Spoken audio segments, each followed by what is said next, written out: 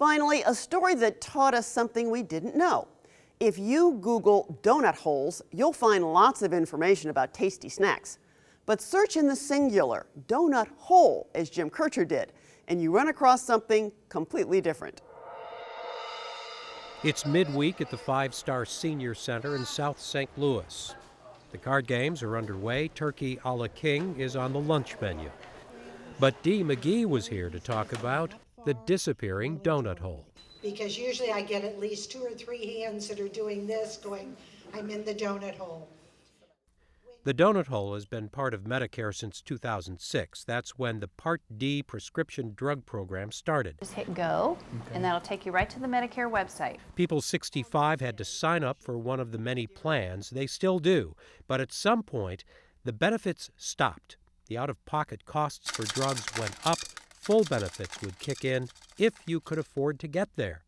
Yeah, did you think there were people who stopped taking medications? I know there were people that stopped taking medications. They had no idea how they could afford them. It literally was groceries or medicine. Boy, we shouldn't call it donut hole. Those are wonderful, with coffee. It's great. But maybe we should call it the gutter, because you fall in it and it's slimy and awful and you just hope to get through on the other side. SLU Public Health Management professor Stephen Howard says studies back up McGee's experience. And they had found that a large portion of people would stop taking their meds altogether when they hit the gap because they couldn't afford to cover it at all. But that is changing. So it looks like we're headed in the right direction with closing the donut hole. By 2020, the donut hole should be closed, and then it'll be pretty seamless.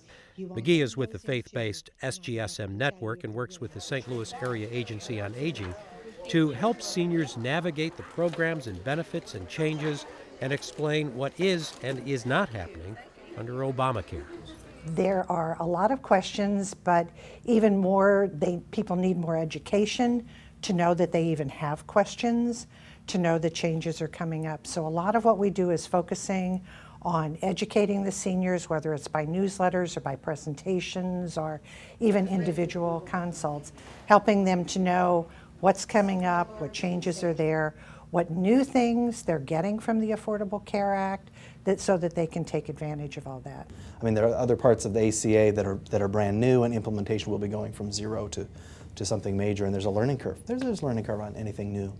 And it's not just older folks who are affected by the new health care law. A lot of people, including young adults who don't have health insurance, will be going online this fall to shop for health coverage in very much the same way senior citizens have been choosing the right Part D prescription drug plan. Explaining all of this will keep Dee McGee and a lot of other people busy for quite some time. Then you and I need to talk. We do a lot of education on what's really going to happen. Thank you for letting me take your time.